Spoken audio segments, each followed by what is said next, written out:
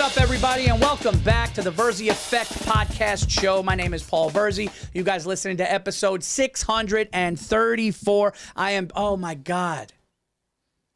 I'm in the same shirt. Does it matter? Fuck it. You know what? We recorded twice. I'm in the same shirt. I mean, even if it was a different day, it's okay to wear a top twice. If anything, it's good for the environment. That just made me feel better. Yeah. 6:34, back in studio. Of course, we got Mike behind the fake glass that's there, and I have another amazing guest who I wanted on the show for a while, which is true. This is no bullshit, because I saw clips of her and I loved how she was doing this, and I loved the I guess the stage presence. I kind of liked the vulnerability, and I liked what you do. And I love the Irish. Great. Katie Boyle, thank you so much for being here. Thank you. Thanks for having me.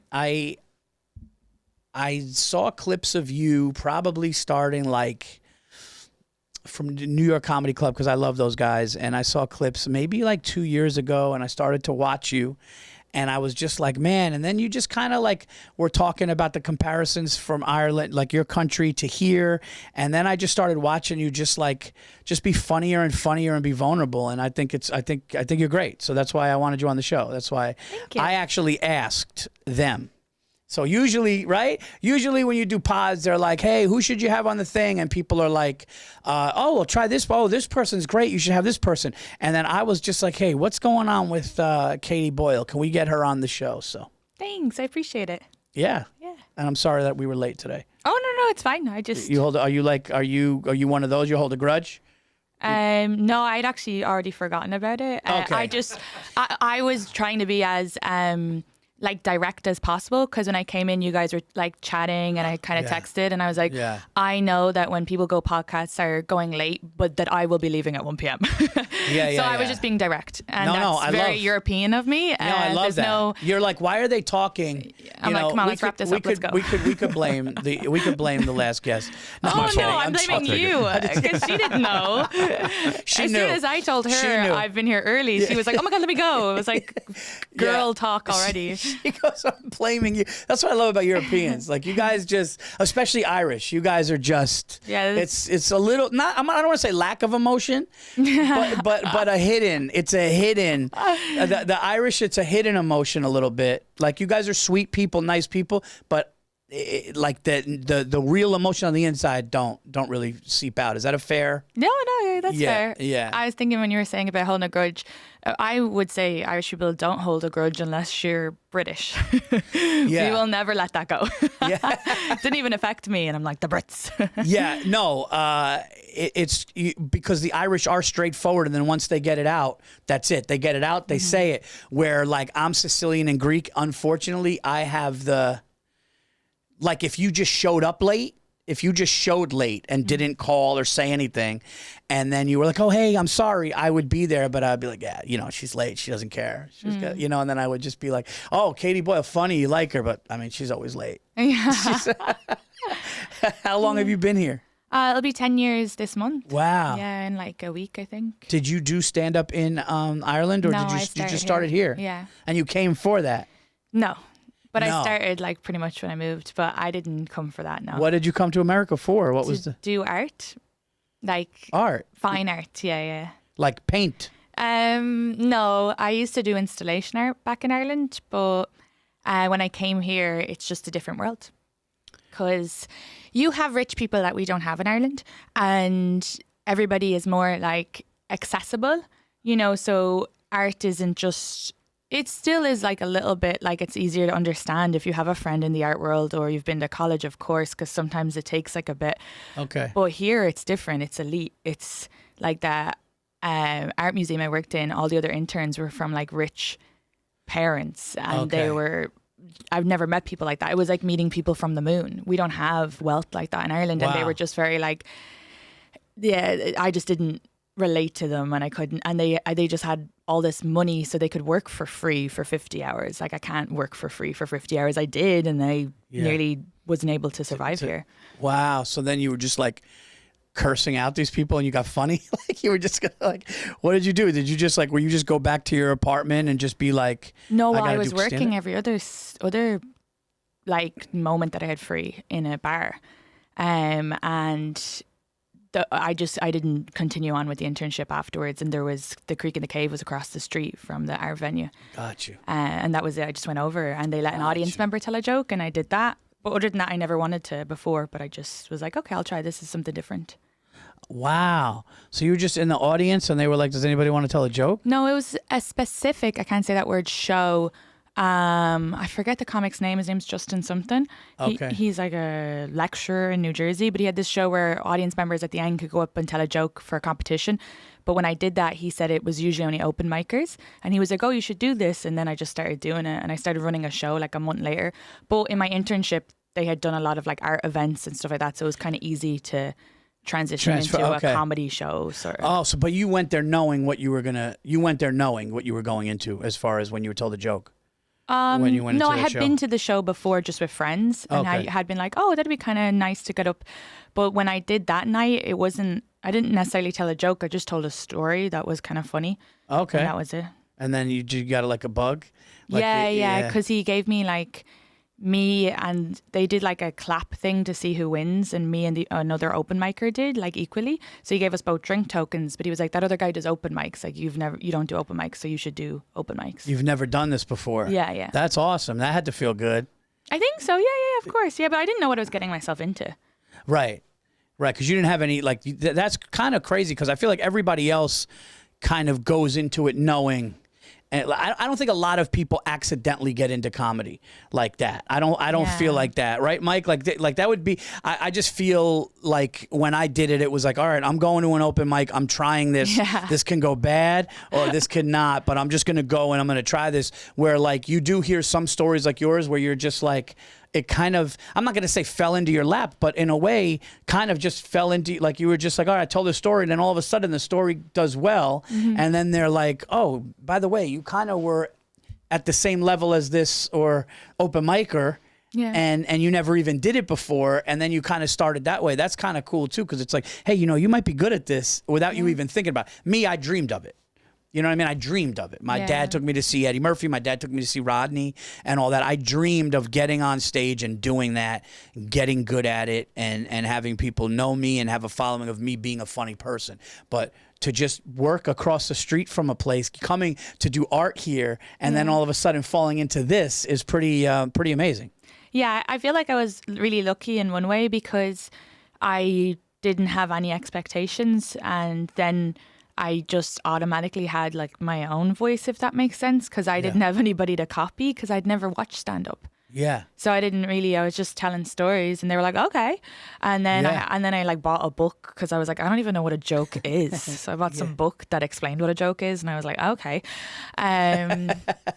But then I was like, if I want to do this, it's kind of crazy to like have moved here, giving up like everybody was like, it's kind of weird you're doing art in the first place. Not weird, but your family are like, well, what's this gonna? So then when I got that big internship, they were like, oh, this is amazing. And then I'm like, I'm gonna do comedy. They're like, what the fuck? So I was like, I have to make this work. So that's why I started running a show like really quickly, because I was like, oh, I think I asked someone like on day 2 of open mics, and they were like, well, it's really important to get in front of a real audience one day. Yeah. So I think I just like asked all these older comics for advice very quickly, and because I was just like, I don't really know what this is, I didn't care about getting up and if I did good or bad. It was just like, okay, well, I'm just figuring this out. Whereas I met a lot of comedians who would have moved to New York. There was such a fear to do bad, or there was such a like, I know that comic, they're big, that they kind of never really stepped past the open mic, because they were big fish from a different pond. Right. I wasn't even from a pond. I was just from an island in the middle of like, I didn't know. So if for anything with me, I think it worked out really well that I didn't know for those first few years the way other people. Yeah, it's almost like you're like not having knowledge of it was worked in your favor. Yeah, like other than I know for other, they say like it's really important to know about things, like let's say like, oh, it's important to know about other comedic styles so you can grow from it and all of that. Fair. But I've seen so many comics start out and they just sound like Mark Normand or or like whoever the bigger comics. But so I feel like I was lucky in that way to be able to. Yeah, you didn't have to see somebody and go, I want to do it like that or that way. You were able to just be you. I think so. Yeah. No, I think no, definitely. Your parents support it now? Yeah. My dad loves it. So I have a dad and a stepmom, but my stepmom's always supportive because she's just like, she's like cool. But it's not that he wasn't supportive. He was just kind of like, what is this? You're in a basement. But now, he loves it. He will tell people the jokes. And that's cool. He's a big part of it as well. So you talk about him a lot. Yeah. He's a big source. So they love. Yeah, it's funny. They love that. Like in my new special. That's out right now. My dad watched all of my specials, and I talked about him in all of them. And I called him though, and I was like, hey, do you mind? Because one thing I learned in this business is when you talk about family or friends, it's like we chose to be in this business, not them. It's not, they didn't choose for us to be in the business, Yeah. And I called my dad and I was like, hey, do you mind? I'm talking about you, and I'm saying some things, and some might be flattering, but some maybe not, about how. And my dad was like, I don't care. Just the more the better. Just say what you want to say. And he was just really supportive of it. But then they love it. I'm sure he listens, because listen, you're his little girl and you're all the way here, right? He's in Ireland still, right? Yeah, but he had me young as well. So I don't know. I think our relationship is a little different. He does feel more in some ways, yes, he's like a dad, but in some ways is also a big brother, because I would have seen him when he was kind of mental, in a fun way, but my brothers and sisters wouldn't have seen that, right, because he was younger, and now he's more responsible. He's still really good crack, but I did call him about, because we don't speak to my mother, but she was really violent to him when I was small, and I would have seen that a lot. But I wrote a joke about it, and I called him being like, are you okay with me saying this? And he was like, well, what are you saying? And I was like, well, the joke is just about how she would hate you. And he was like, tell the world, men get hit too. Yeah. But it is I'm glad that he was because it is extremely common that men stop killing women. Okay, we have to say that. That's bad. But there are another side of it where men are also experiencing domestic violence as well, and that's not spoken about, or they feel like they can't come forward about it. So he was like, fucking tell the world. I love that you said that, because in my new special, Reasonable Man, a part of it is how, women can hit men, and their girlfriends will be like, the joke. Listen, the joke is a little more silly than it, but I had a guy in the crowd when I was running the hour write me a long letter, and he was like, hey, I was in a really bad domestic violence thing, and I was the one who was being abused, and to hear you talk about it and make jokes about it, and it was there kind of is a lack of a voice there. Yeah. So, which is because people don't realize that, and there's some things online. Did you see that thing online where the man and the guy ended up he ended up grabbing her hair, but she just started hitting him in the face and calling him dumb, and he was just sitting there, and she just smacks him in the back of her hand, just hits him in the face, and she's going, you stupid, and all of a sudden he just after he's had it, and he just grabbed her hair. She's like, okay, I'm sorry. It was a brutal thing to watch, but it makes you go, it's that's not the only time that's happening. That's happening. So the fact that you could put light on that is, and the fact that he was tell the world is great.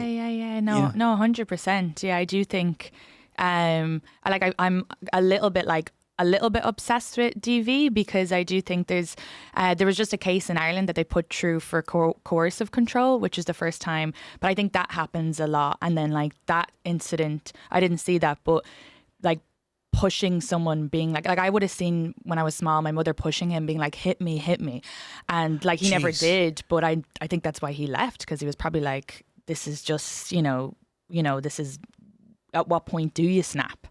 Obviously he never did, thank God. And it makes you wonder too, if when you do hear, Jesus, this is getting dark. Yeah. But comedy podcast, Katie Boyle, she's hilarious. Let's go dark. No, but if a dude, sometimes true crime doesn't show, if a dude does kill his wife or his girlfriend, if you'll never see the other side of it, you won't know what could have happened.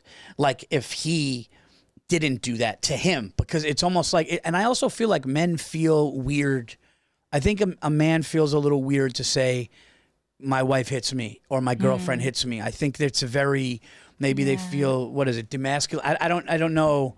how it would be for a man to just sit with his boys having beers and talking and going like, yeah, Cindy hit me again, and he just shows up with a black eye. I think that it's a tough thing for a dude to, and then I think somebody could snap, and it's just a horrible thing all the way around. Yeah, like there's definitely still no excuse for killing your wife, but and it is put that out there. I definitely agree. There's definitely no excuse. But what a delivery too. Yeah, that was, and it's just said and just like, but you know. I do think that that's the problem with this society in general. And like, look, statistically, I can't say that word. DV is insane, and it affects women like astronomically. Okay, so if England loses a soccer game, so that is men supporting England, and not to shit on the Brits again. Obviously, I'm fine with the Brits. It's just that's the statistic I know because that's what I read recently. But and they're so into soccer, and I'm sure it's the same with like any football game here or whatever. But it's not Ireland because we never fucking win. So our men just beat the women over something else. But no. But the point is that statistic of the influx of women coming in with being bet by their partners, it's just out of the park. So it shows that these men come home, they're frustrated. It's an emotion, it's tribalism, and they come home and they take it out on their wife. Same way, like if Trump hadn't won, who the fuck would have been punished? By the way, by those angry men who would come home. A woman is president, they would have taken it out on their wife. My point is though, okay, so there's men who are in relationships where the woman is violent, or there's women stuck in relationships where the man is violent. Men can't come out and go, oh my God, my wife is hurting me, because they haven't been brought up where they can talk. Mm-hmm. And then on the other side, men haven't been brought up where they can talk, so they use their fists. So what is the correlation here? No one is teaching men to talk about their feelings because they should be able to come out and go, but it's so everything comes down to being demasculated. Yes. Yeah, no, I agree with that. And I think that's why at the I don't know if you know Paddy Pimblett. He's a UFC fighter. And oh my God, I think, is he the Welsh guy? Yes. He's cute, right? He's not a bad guy. He has the blonde hair. Are you not going to say something bad about him, are you? No. Okay, good. Because I saw his TikToks recently and I was like, I like this guy. No, he's actually... he was eating pizza. No, he's actually fantastic. Yeah, what he does is he gets completely ripped and shredded, and he's undefeated, and he beats the shit out of somebody, and then his girlfriend and everybody makes fun of him because like right after the fight, he goes back to eating pizza, and he gets heavy again, or heavier for a fighter, I should say. But he won a big fight in the UFC, and then they interview the fighters in the right after, and he said, I just want to say that my buddy, he killed himself last week, and he was, had mental issues, and he said, and there's a stigma where men can't talk about it, and when I did my first special, my Comedy Central special, I talked about a depression that I got into, a clinical depression for 90 days where I couldn't get out of bed. I couldn't go to the refrigerator to get a glass of water. It was the worst thing. And the amount of people that reached out, and I told the story on Rogan, and I got letters from dudes going like, you made me cry. I didn't know you could talk about it. So I think dudes talking about shit like that, instead of either using their hands or being the victim theirself, it's crazy that you like, and I think like that's one thing that needs to be, because this whole idea of like, I'm a bitch, I'm a pussy, what am I gonna do? My father, so you just hold this shit down and you go through it. It's like, no, that leads to either a heart attack or something really bad happen. Yes, it could lead to cancer, it could lead to a heart attack. Snapping. Stress, all that. Snapping when you're a good person, and then you hear, never did anything, and then fucking killed his, it's like, so you really need to get it out. That's a great point. Yeah, no, 100%. And I think that the men are losing by not being able to just talk about their feelings. It's so hard. I do worry as well. Like, I say, again, women have to put up with an awful lot of shit. But I do think that if, let's say, the father is like, you shove it down. And that's a big part of Irish culture as well. Shove it down, get on with it, because every generation had it worse. So even if you try... Yeah. But the problem is then it's generational trauma. And so until you, like if you're a guy listening who punches a wall and said, and I've been with guys who, like, you can't even understand how they get to that point. I had a guy in Ireland who, someone got caught onto my dress, right? Another man, it got caught onto my dress. So I went with him because I was attached. And then we laughed about it and I unattached my dress. This was my birthday. This guy didn't talk to me for the rest of the night. He stormed home. When I got home, he pushed me up against the wall. He was like, you're cheating on me, blah, blah, blah. And I was like, I'm here. Like, that would be also the quickest cheating. But whatever his, instead of his leap to anger and to push, instead of being able to be like, this has triggered me. I think maybe an ex had done this, or like, I'm a bit worried, or can we talk this through? But you know, they're missing that kind of. But anyway, the point is that if you just keep suppressing, you're not only suppressing your shit. You have to feel your dads, your grandparents. Fucking feel it all, lads. Have a good cry. Yeah. Well, that's the Pimlet quote, Paddy Pimlet. He said, "I'd rather have my mate cry on my shoulder than go to his funeral." Yeah. And he said that was the thing he closed with. What a hero. I love this It was guy. really cool. Yeah, he's fantastic. Colin Farrell's a bit like that as well. Colin Farrell is I think having these men from different, like, areas or ethnicities or cultures that people can look up to. Yeah. Oh, okay, because there's Colin Farrell, because he was really, really bad on drugs and everything, and I think that kind of stopped his, even though he's mega famous, but I think they were saying he was going to be like the next Brad Pitt. And then he went off, got the help he needed, he went to rehab, and now he speaks up a lot about that, and he's very vulnerable. Then there's another guy for the NFL, and he talks about going home to play with his cats. I'm sorry, that's so vulnerable. Do you know the guy I'm talking about? Every time he gets interviewed, he's like, I just want to go home to my cats. But it's so like endearing, this big NFL guy who's like, I've got this cat, Fluffy, got this cat. Or I don't know, it's not Fluffy, but you're like, he's showing men that you can be like, that's not just like crazy cat woman. You can have like pets and be soft and sweet. Well, I'm actually, I'll take it a step further. I think the stronger men express their feelings, and I think the stronger men have the emotions. I think a stronger man goes, I want to get better for my kids. I want to get better for the people around me. I want to get better for myself. I want to be happier, and the only way to do that is to express it. I think there's a weakness to putting it down, and a lot of people don't look at it like that, but I think that there is a real weakness to just go, nah, fuck that. That's like, no, you can't break the wall. And I think once you break the wall, it makes everything, because here's the thing, you get stronger. What were you going to say? Sorry, it just made me, as you were saying that, I have ADHD, so I was visualizing what you were saying, and I was just thinking about, like, when you're cleaning and you just shove stuff under the bed, because I think I clean more like men do, but I also like had such a male influence, for a long time. But like men are very like practical, like let's do this as quick as possible, and like have hooks and stuff like that and all of that. But like whereas women are like deep clean, like we're gonna take, in my experience, like my stepmom's such a deep cleaner and she'll notice like a spot on the floor, whereas my dad's like, oh, your stepmom's home in 30 minutes, like everybody get the most efficient cleaning. But it is usually, but that's I think maybe what men do with their feelings. It's a bit like, put it under the bed, I don't have to deal with it. But then a woman's gonna come along, okay, or someone's gonna come along and they're gonna be like, you should really empty the under the bed. It's right. It's going to be seen. It's going to show itself. Eventually, it's going to start pushing out. Eventually, it's going to start pushing out. That's exactly right. And like it's good and bad. Unfortunately for me, I went through a lot of trauma young. Yeah. And I saw a lot of things young that sucked. So it developed my OCD. I would start having to do habits in order for me to have some sort of control, because I didn't feel like I had control. Yeah. So I would do these fucked up things, but I was in 3rd grade. So I was a little kid. I was a little boy having anxiety attacks and having OCD and do all these really weird, fucked up things and these rituals just so I can feel like I had something. So it's good that I have an understanding of it now so much, but it sucks that it happened to me young. But I remember at that time saying to my mom, like, I can't live, like, I gotta get better. Like, I wanted to get better. And it wasn't going to be through drugs or drinking. I mean, listen, don't get me wrong. I have a drink here or there and it's like, oh, okay, like anybody. But it was more of like, no, let's talk to a doctor. No, I had the exact same thing you were talking about. So I'd have to put my shoes in a row before going to bed, or I'd think my leg would break, or I'd have to touch things.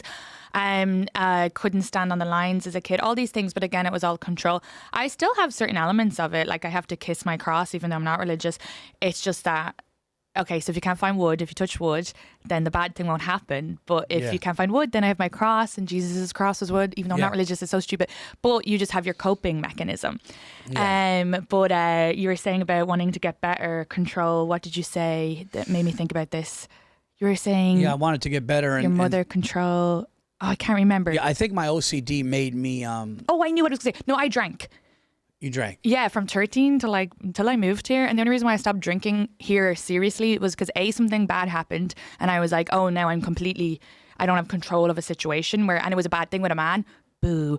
But even then I was still like, okay, as I processed it, I was like, oh, I was using drink as such a crutch for all of that, like childhood trauma, OCD, ADHD, because it's like medicine. And then stand up is such great medicine as well. Yes. It's like you're getting on stage, you're getting all that adrenaline. So even though I love stand-up, it's a bit of an addiction. It's a bit of a, so like now I'm like, I should like exercise or something just so I don't have to say yes to every show. But I did self-medicate a lot, and I won't do medication because I don't want to. I've already done too much in this country that has completely changed me from my You don't drink at all? No, I still drink. Okay. But not to the extent. I have like 3 or 4 drinks now, and like once every 2 weeks. Oh no, I was drinking like all the time, like or like heavily and like non-stop and staying out to like 7 a.m. and stuff. But now I just like have it every once in a while, and it's very nice and it's a treat. Well, yeah. But I had to like figure out other things. Learning to eat and drink. When is your out? 1? Yeah. Okay. Okay, no, I'm enjoying this. This is a real good conversation. But yeah, learning to eat and drink. And when people say like, "What are you talking about? You're a fucking adult." Like, no. I mean like doing it the right way, like appropriately, like a gentleman or like a woman the right way, instead of a gluttonous fucking animal. Yeah. You know, it's like having 2 scotches is incredible if you can just leave it at 2 scotches. Yeah. Like if you can enjoy 2 scotches or 2 cocktails of your choice. Like the other night we went out for my birthday and they made this martini that was purple. And my wife and I had it, and he was just like, it was at a Japanese restaurant. And he goes, "You're not going to taste the alcohol in this. Okay? So this is going to hit you." And he goes, "And it's delicious and refreshing, but just know, like, you're going to sip it and go, oh, I can just," and it was fucking delicious. It was refreshing. It was incredible. I had 2 of them and I was like, I can go now. Yeah. Okay. Cause when I get the wheels greased, I can go, and I can drink. Yeah. And it's a bit of a chase. You get like, you're like, ooh. Yeah. Like I would sit, I remember me and Giannis Pappas would be in my house and we'd watch a documentary, and he would be falling asleep at 2:30 in the morning, and I would have the Lagavulin, or I would have and he would see me kind of just pour like a shot worth of like liquor, like of whiskey at like 2:30 in the morning. He's like, "Paul, it's over. I know. It's over. What are you? It's over. Like the night's over. It's never over." And I'm like, yeah, exactly. Yeah. Exactly. But now, that was a while ago. Now I'm like, no, I'm going to eat until I'm satisfied. Yeah. I'm not going to overdo it. I'm going to drink like that. But I think you have to grow a little bit, and I think you have to live to learn, right? Yeah, and you have to be okay with like going out, having one night drinking, and the next day being like sad. And I think there's usually chasing away that sad hangover. Yeah, 100%. Where it's just like it's a balance, or else just being sad. Like I've noticed a lot with, I think it's like an American thing. I don't know, because in Ireland it's totally fine to be sad, but here there's just like this whole thing. Do you know what I mean? Yeah. You know what it reminds me of? I don't mean to cut you off, but it reminds me of like in the movie. What was the movie with the donkey? The movie with the movie with Scorsese won the. What was the one Scorsese won the Academy Award with Matt Damon? Oh yeah, The Departed. The Departed, yeah. Love The Departed. And Departed, yeah. And Matt Damon is laying in bed with his girl, and he says like, "Listen, if you don't want to do this relationship anymore, you're gonna have to be the one to end it." He said, "Because I'm Irish, I'll stay in a shitty situation forever." Like Irish have this thing. I always talk about this. I would have Irish friends that we would drink. And we would drink till 5 in the morning, and they would have to go to work at 7:30. Where I would just call up the job and be like, or I would just not show and never go again. Yeah. Like if I was in my late teens or early 20s and I was partying at a keg party and I'm drinking, I don't care about the job. I'm like, listen, more girls are coming. We're going to play drinking games, and there's no way I can go to work in 3 hours. So I'm just going to drink, and I'm never going to that job again. Where my Irish friends would, and they would show up to work hammered, drunk, and just power through. Exactly. And it really is like a thing where like Irish people have this real toughness about them. I would say like a big thing with Irish identity is like the crack, which is fun. No matter what, you're always going to have the crack. You could be at a funeral, you're having the crack. You could be at like a protest, you're having the crack. Right. And then work ethic. A lot of Irish people's identity is defined by work ethic. Do you think there's guilt in pushing through? Oh yeah, no, 100% guilt, as in we're guilty all the time. Yeah. But I'm presuming it has to do with Catholicism, but yes, it's more guilt than any other Catholics. Well, maybe all Catholics are guilty. I don't know, but Irish Catholic is just really, really guilty all the time. Going back to you coming here from, because I always admire people. Like, I don't know if I'd be doing what I was doing if I had to get on an airplane. And I know your plan was art, so it was different. But even when I hear somebody that's like from, you know, Arizona coming here to do stand-up or going there, like, as somebody that did that, I really admire the fact that, like, you were like, leave your family and leave your country to come and do something, and then to go into something hard like that. Do you like it here? Like, do you love it here, or? Yeah. But I didn't leave to, like, a lot of the times when people leave, sure, it's aspirations and ambition, and that's part of it. But the other part of it is, it kind of linked a little bit to DV in a way, because, which is why I've been thinking about it a lot lately, just with the Trump stuff, because I'm like, are these women? Anyway, I'm just like obsessed with it lately. But I just could not get rid of my ex-boyfriend at the time. And I'm sure he's grown because he changed jobs and everything. And I actually know... This is your boyfriend in Ireland? Yeah, and I know who his long-term partner is, and like, she's an amazing woman. So I'm sure he's grown, and I'm sure I brought it out. And at the time, I was like recreating relationships. Like, I was dating people like my mother, if that makes sense. Yeah. But when I broke up with him, it was just, the whole thing was so toxic, and we were working together, and then he would kind of show up drunk, and he wasn't processing it well. And then it was easier just to start seeing him again than to deal with the fallout of. Yeah. So there was like an element of like, I don't know. And then with my mother, like, when I lived with her, it was a very abusive relationship. And so that job that I was working in, she had started to see the owner. So even though I was estranged from her for 6 years, like, I had left with nothing, I had like cut her out at 18, she had started to date, or maybe like 5 years later, the owner of the bar that I was working in and my ex was working in, and we were having a very volatile, like, I just couldn't shift him. You know, he would turn up outside of work and shift be like, him is great. And like, you know, be like arguing with me going home, being like, no, we should be together. It was all very, very toxic. And again, he was younger, so I'm sure he's like totally better. I just really like his missus, so I don't want her to like ever hear that. I'm sure she won't. Sure. And people grow and whatever.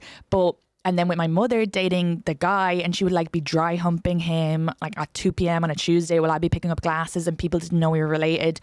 I just couldn't get rid of this like toxicity. And then I walked by, and there was a visa, and I was in an art degree at the time, and the visa was a graduate visa to New York, and I put down all my savings for it. And oh, wow. So if anything, I was just, and the reason why that makes me think of DV is because like with my mother was very emotionally abusive with me, but I can't imagine how anybody leaves a relation, like a marriage, when you don't, like, that was such a privilege. I got to leave the country. Yeah. And mine wasn't even I wasn't in like a violent relationship with my ex. It was just toxic. We weren't good for each other. Yeah, sure. My mother I'd already estranged, but she still fucking kept popping up places. So but the only way I could get rid of that or close the fucking chapter on that was to leave the country. And other people don't have that privilege. Right. And I'm so lucky I got it. I put the money down, I left, and just when I'm starting a whole new life.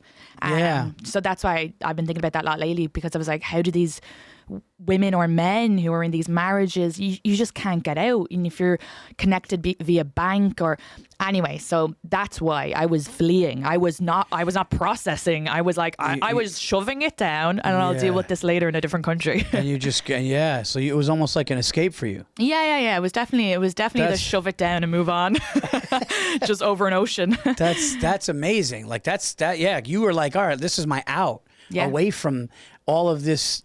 And I just couldn't juggle it all. Toxic environment. And we don't do therapy. I hope it's getting better back home. I don't know if it is, because like the hour I run when I go home is about how we don't do therapy, and people are like, yeah. But there's like 2 therapists in the whole country. Yeah, I don't even know how you would find a therapist, but I just like, it's changed my life going to therapy. Oh God. And I did it here, but I only would have done it. I only would have done stand-up and therapy here because I was just away, could, figure out who I am without anybody like kind of, when you come from small towns, everybody's involved. Like, everybody's so involved that my estranged mother was fucking my boss, and my ex was also fucking my coworker, but asking me to get back with him. Like, it's just, you just have to you're so connected in small towns. What town was it? Where are you from in Ireland? Well, I'm from Kildare, but I'm just like really ratting these people out if I say the exact town, but everybody knows where I'm from. So, how far from Dublin? 30-minute drive. Oh, okay. So pretty much right there. Yeah, the town I'm from, we have like a very close to Dub accent because we're only a 5-minute walk into technically Dublin County. So I think at one point it was Dublin, then it became Kildare. So everybody in the town are like a bit confused on their identity. But you said like there was no like wealth there. There's no wealthy like millionaires don't have like an area there. So there's a wealthy area. It's called D4, and so it's Dublin 4.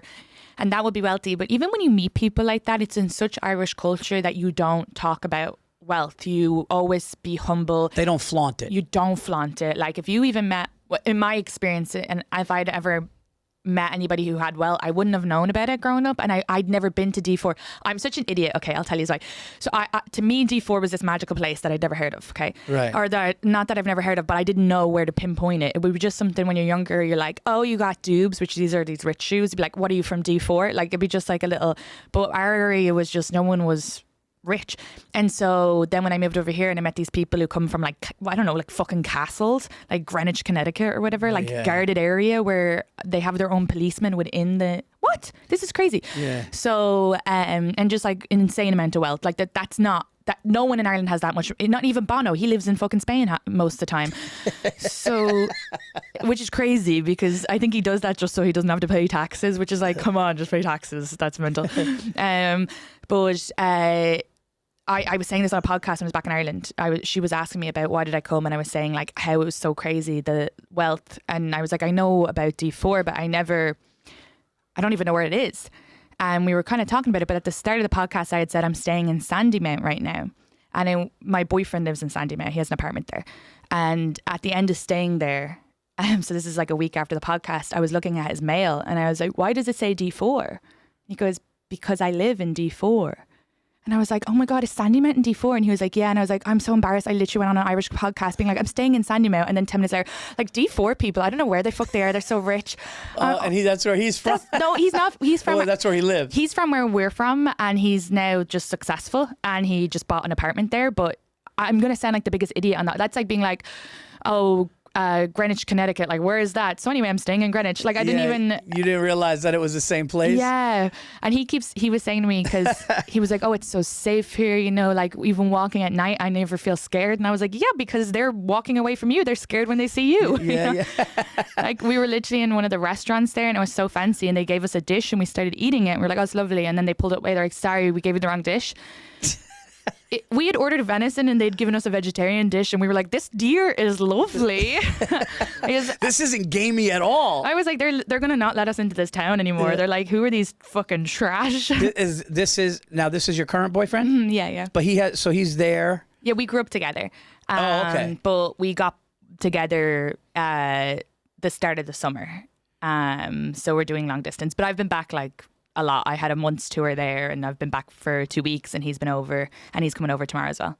But we've known each other since we were like kids. Okay, so that's still far though, right? It's gotta be tough sometimes, no? No, it's okay actually. Yeah. It's actually quite nice.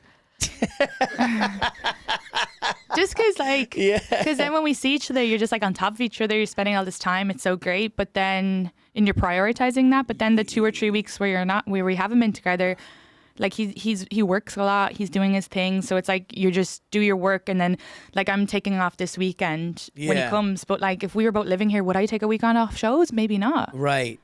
No, that's true. Like even when me and my wife would be together this week, 17 years this week. Yeah, and 2 kids and all that, but like when she's like, hey, I'm gonna be out all day, do you and I'm just like, all right.